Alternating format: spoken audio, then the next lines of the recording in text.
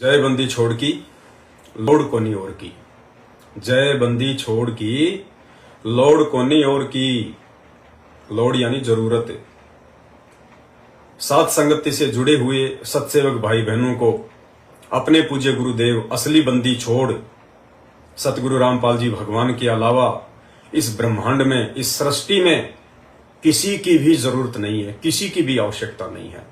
और जिस दिन आत्माओं के ये भाव बन जाएंगे, आंतरिक रूप से, आत्मिक रूप से, मन कर्म वचन से, तन मन धन से, दिलो जान से, क्योंकि अंतर्यामी परमात्मा है, धोखा नहीं दे सकते, वो अंदर से देखता है।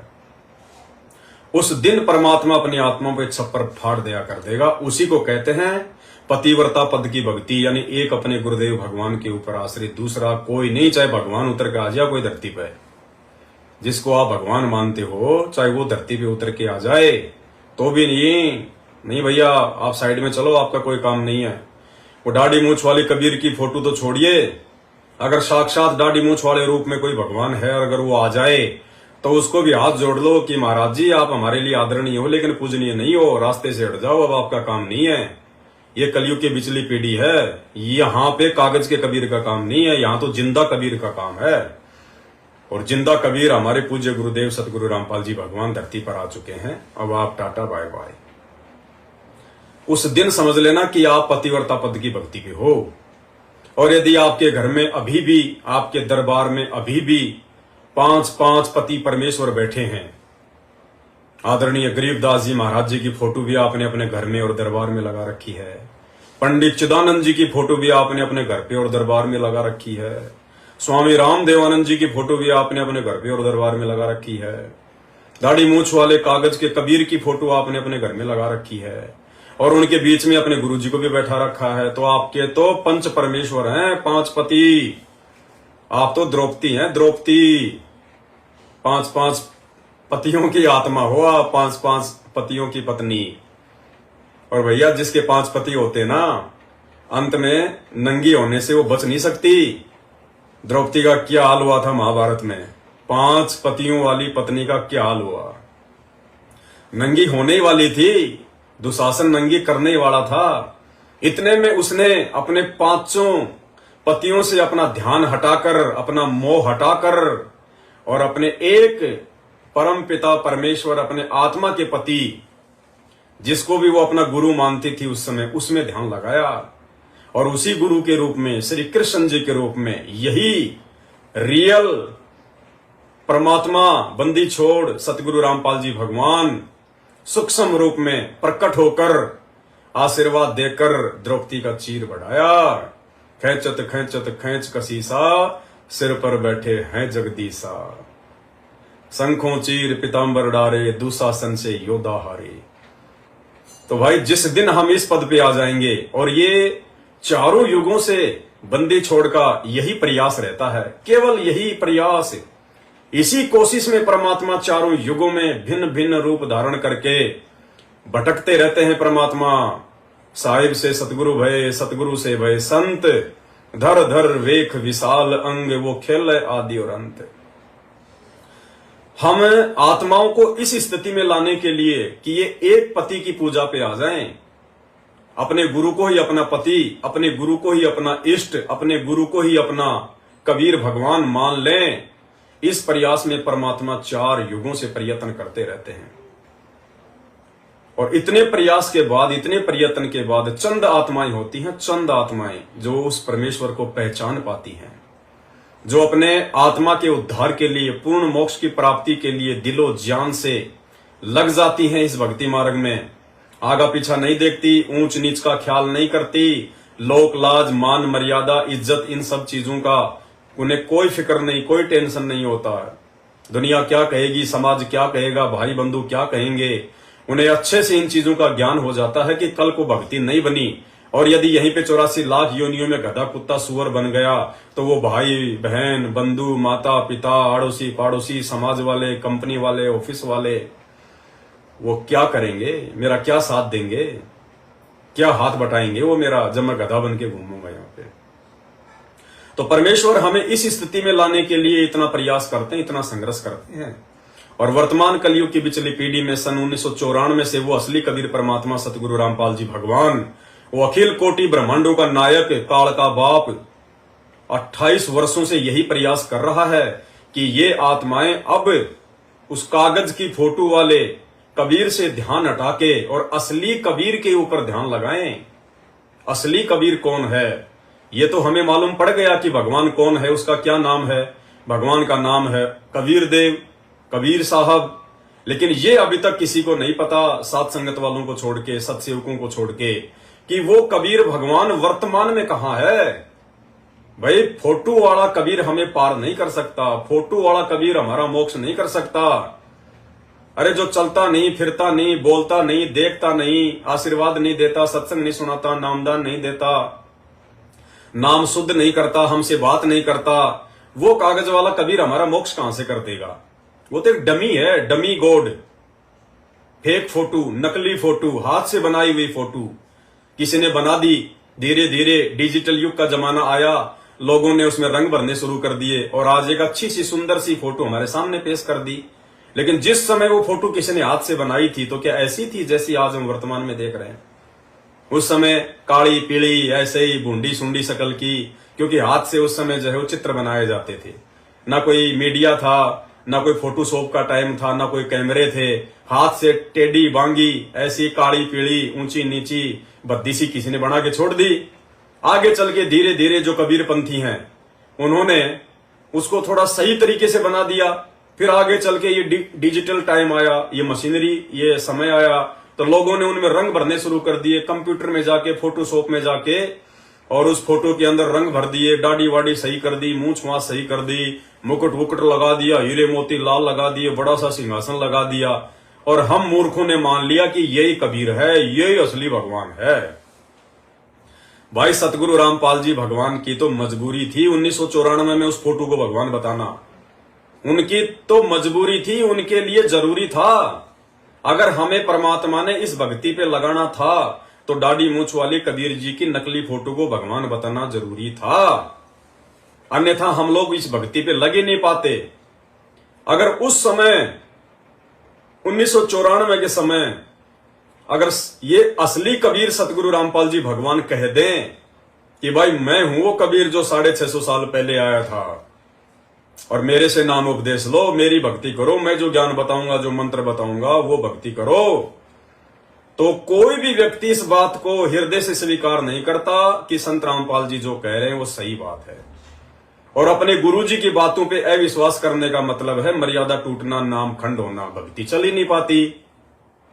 दूसरा रीजन, अगर संत रामपाल जी कह देते उस समय कि मैं ही कबीर हूं, मैं ही कबीर हूं, तो भाई जितने भी नकली कबीर पंथी भगत समाज को डुबो के बैठे हैं, जिनकी 12-13 पीढ़ियां चलती आ रही हैं, धर्मदास जी की, दामा खेड़ा, रांझड़ी, फलाना दिखना, अभिलाष दास, और पता नहीं कितने 12-13 जो पीढ़ियां चल रही हैं धर्मदास की, जो नकली कबीर पंथ हैं, आज वो नकली कबीर पंथी उनके गुरु संत रामपाल जी के ऊपर जगह जगह मुकदमा ठोक देते कि साहब इन्होंने कैसे अपने आप को कबीर जी कह दिया, कैसे अपने आप को जो है कबीर कह दिया, कबीर जी तो हमारे वंशज थे, कबीर पंथ के ठेकेदार तो हम हैं, इन्होंने क्यों अपने आप को कबीर जी कह दिया।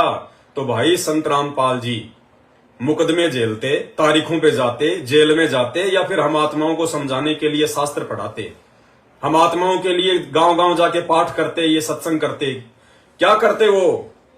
इसलिए भाई उस समय संत रामपाल जी की मजबूरी थी अपने आप को छुपाना।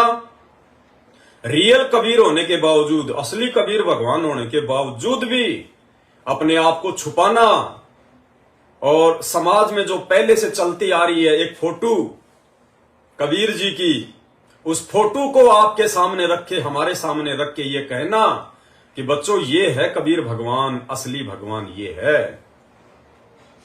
अरे इतना ज्ञान लेने के बाद, इतना समझने और समझाने के बाद, अगर आज भी हम उस निर्जीव, मुर्दा, बेजुबान कागज की फोटो से ध्यान हटाकर और जिंदा जगदीश सतगुरु रामपाल जी भगवान के ऊपर ध्यान नहीं लगाएंगे, तन मन धन से उनके ऊपर आश्रित नहीं होंगे, उन्हीं को अपना पिता परमेश्वर नहीं मानेंगे, भाई इस कलयुग की बिचली पीढ़ी तो छोड़ दिए, अनंत कलयुग की बिचली पीढ़ियों में भी आप और हमारा मोक्ष नहीं हो सकता, क्योंकि परमात्मा ने अपनी वाणी में एक ही बात कह दी फाइनल, कि गुरु और गोविंद ये दो नहीं भाई, और जब तक जो दो समझेगा वो दोजक में जाही, वो नरक में जाएगा।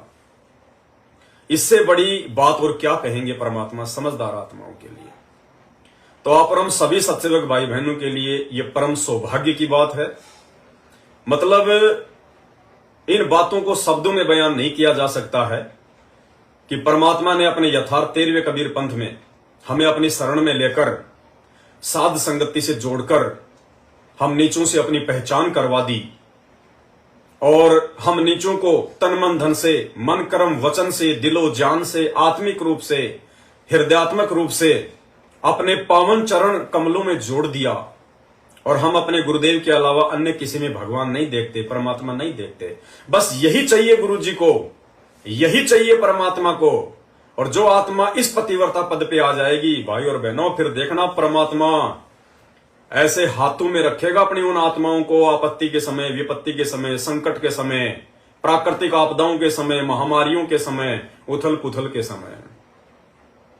काल ने कहा था कि मैं इन आत्माओं को इतना बिगाड़ दूंगा और उसके बाद इस प्रकार से मैं तूफान उठाऊंगा अज्ञान का और महामारियों का, बाढ़ का, अकाल का, सूखे का, वैश्विक युद्ध का, उथल पुथल का। तो काल ने कहा था कि उस समय क्या करोगे तुम? उस समय ये आत्माएं किसके भरोसे रहेंगी? क्योंकि काल को तो ये लगता है कि ये थोड़े बहुत समय के लिए आता है, ये बाद में निकल जाता है, बाद में तो मैं ही हूं यहाँ का राजा।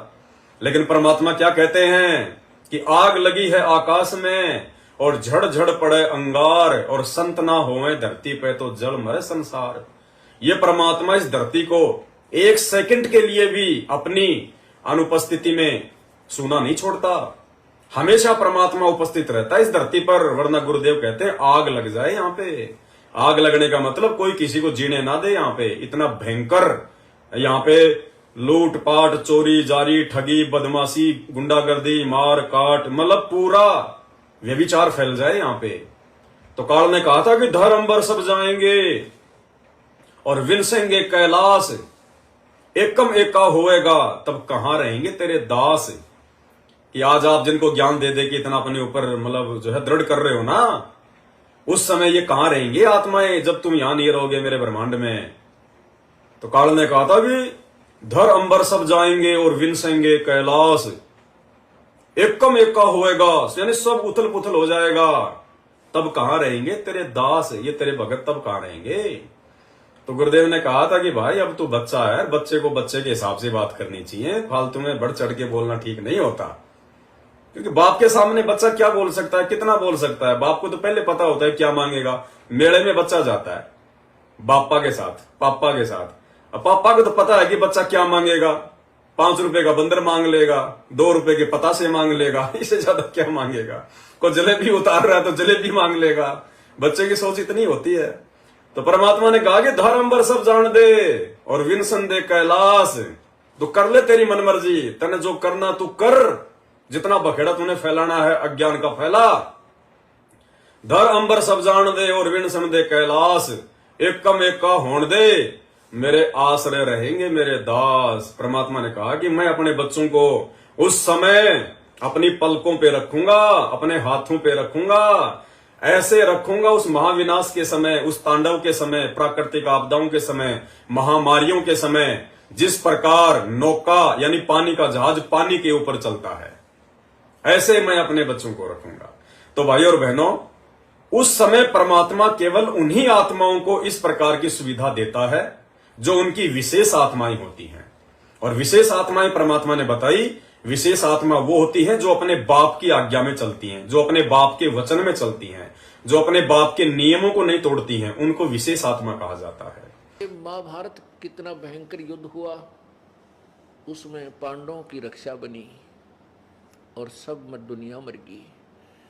ऐसे ही परमात्मा ऐसी आपत्तियों में कबीर परमेश्वर के बच्चों को, कबीर परमेश्वर की जो विशेष आत्माओं को, विशेष कौन सी होती हैं। जैसे वैसे तो हम कबीर जी के सभी बच्चे हैं, सभी उसी का आत्मा है। कीड़ी, हाथी, कुंदर, राजा, रंग, महादेव, ब्रह्मा, विष्णु, महेश और हम।